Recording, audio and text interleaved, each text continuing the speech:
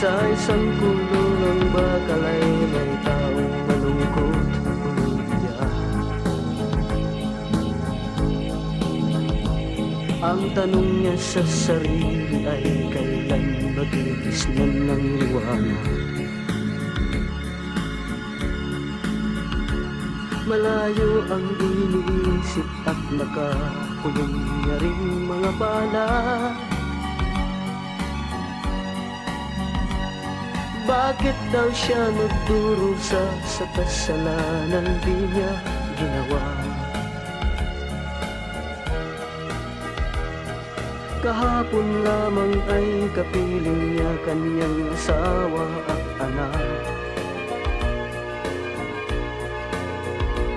Namumuhay ng tahimik sa isang munting tahanang may tuwa.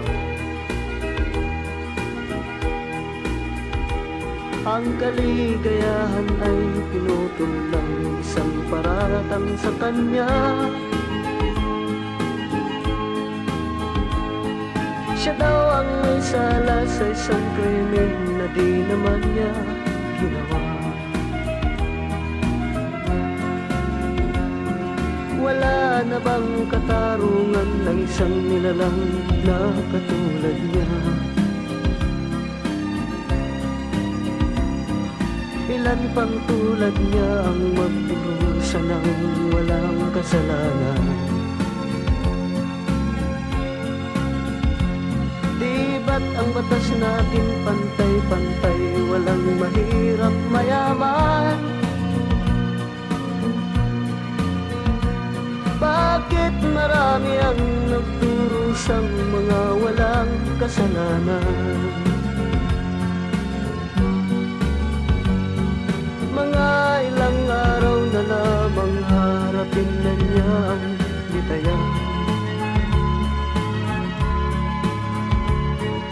Paano niya isisigaw na siya'y sadyang walang kasalanan?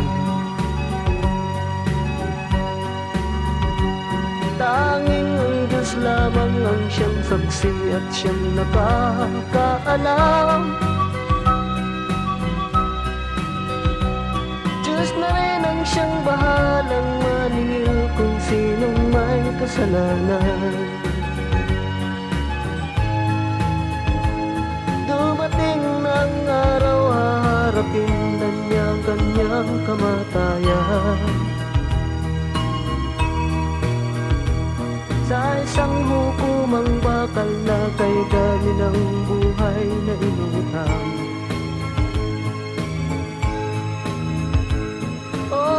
Batas ng tao kung minsan ay di mo maintindihan. Ilan pang tulad niya ang magdurusa ng walang kasalanan?